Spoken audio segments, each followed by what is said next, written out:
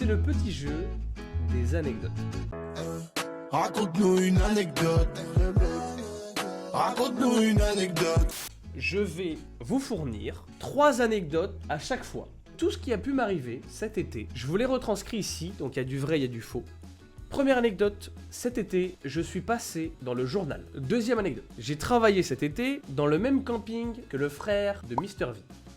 Troisième anecdote, j'ai vu William Lebguil manger une glace à côté de moi. Parmi ces 3 anecdotes, l'une est vraie, les autres sont fausses. Tu es passé dans quel journal? Alors, normalement tout le monde devrait le connaître, je suis passé dans le Dauphiné Libéré. Il avait pris quelle glace? Oh, mais frérot, la colle que tu me poses, j'en ai aucune idée, j'avoue que j'ai pas regardé sa glace, c'est plutôt lui que j'ai regardé. L'anecdote qui était vraie parmi ces 3-là, entre le fait que je sois passé dans le journal, entre le fait que j'ai travaillé dans le même camping que le frère de Mr V, et dans le fait que j'ai croisé William Lebguil en train de manger une glace, l'anecdote qui était vraie était que j'ai travaillé dans le même camping que le frère de Mr V. J'espère que vous avez gagné des puntos, ceux qui en ont perdu, un gros cher à vous. Le mot orge en sumérien se prononce chais. Raconte-nous une anecdote. Raconte-nous une anecdote.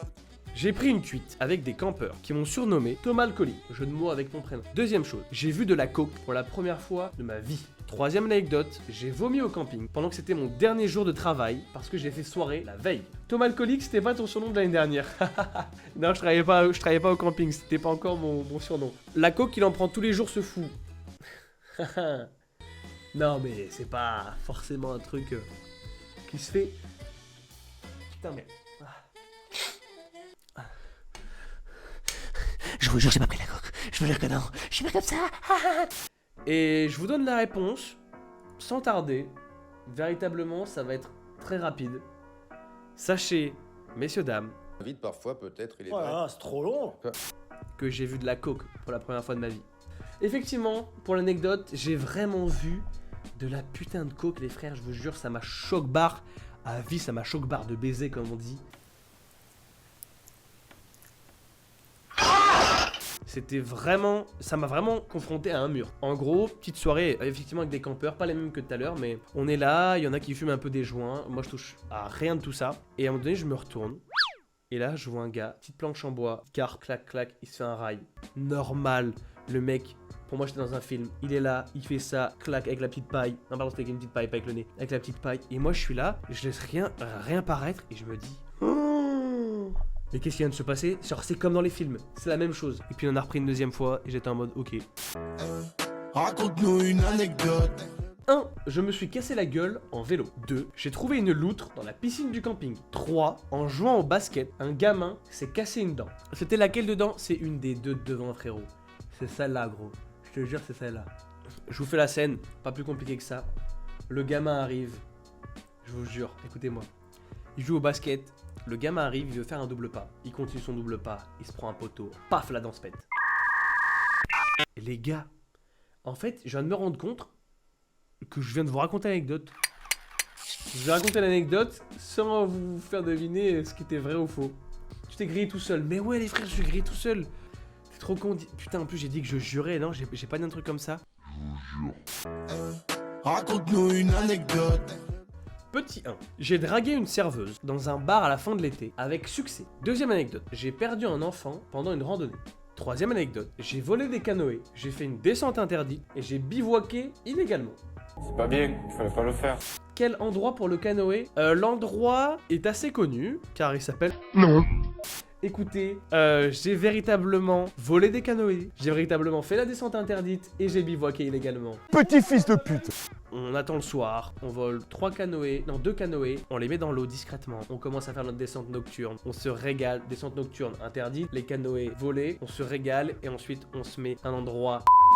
Faut pas le raconter, je vous en supplie les frères. Et ensuite, on a bivouaqué, tranquillou bilou. C'était la pleine lune, il y avait des étoiles, on a vu des trucs de malade dans le ciel, c'était exceptionnel. À un moment donné, on pagaie comme ça, bam, il y a un poisson qui saute dans le canoë. La tête de Wam, il y a un poisson qui a sauté dans le canoë.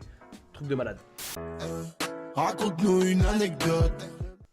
Alors, je vous propose de passer à l'anecdote suivante. Vous êtes idiot, Oh, ça va si on peut plus rigoler. J'ai éternué 7 fois, une seule fois dans ma vie. C'est mon record personnel donc, c'est arrivé très récemment. le 5 octobre 2023 à 9h53 et je venais de me réveiller.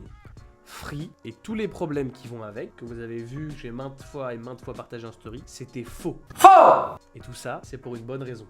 Dans le même acabit, c'est-à-dire dans le même sens, j'ai appris le mot acabit juste avant le live.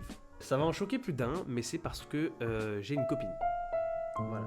Je sais que j'avais pas trop envie d'en parler, en tout cas, sachez qu'elle n'apparaîtra jamais nulle part. Parce qu'écoutez, l'anecdote vraie, je vous jure que c'est la une. Je vous jure que c'est la une. Est-ce qu'il y a un mec qui est sur la une? S'il vous plaît, là je viens de faire le braquage. This is a robbery. Let's go, il y a un mec qui a mis il y a un mec qui a mis 20 points, il vient de s'en choper 2000. La pire anecdote, mais oui c'est ça. Je voulais mettre une anecdote éclatée au sol avec deux autres. Non, wallah, t'es un bâtard. Raconte-nous une anecdote. Première anecdote, j'ai dû enlever du caca dans une piscine. Deuxième anecdote, je suis tombé habillé dans la rivière. Troisième anecdote, j'ai sauvé un enfant qui s'étouffait. Vous avez bien fait de pas voter pour l'enfant, parce que j'ai vraiment dû enlever de la merde dans une piscine. Ça m'a dégoûté, oh là là. C'est dégueulasse. Je vous raconte l'anecdote tout simplement. Je suis là, j'arrive, je prends mon poste parce qu'on se relaie avec un autre animateur. Et là, il y a un gars direct qui arrive qui fait excusez-moi. Est-ce que vous pourriez venir voir, il y a un truc dans l'eau du bassin. Je fais ok, j'arrive, je vois un truc, il me dit je crois que c'est ça.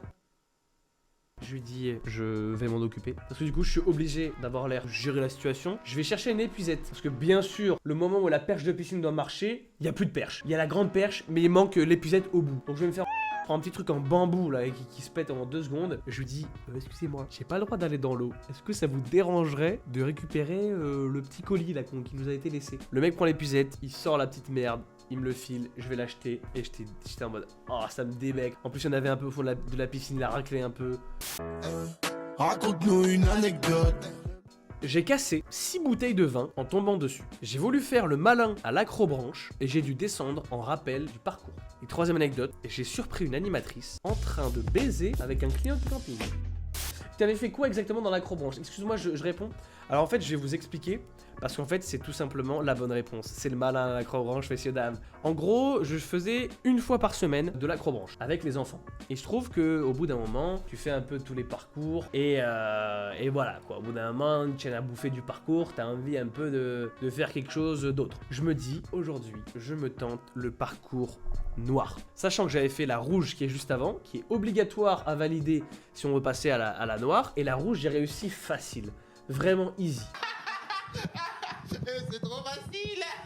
Je tente cette piste noire. Et il se trouve qu'elle était exceptionnellement compliquée. Maman, c'est dur.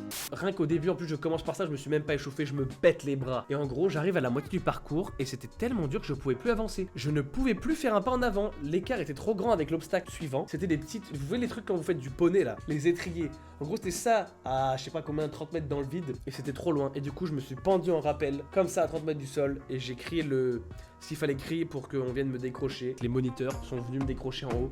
Donc j'ai fait une petite descente en rappel. Ça par contre c'est grave cool. Ça pour la petite descente en rappel, je regrette pas de m'être chié sur la noire.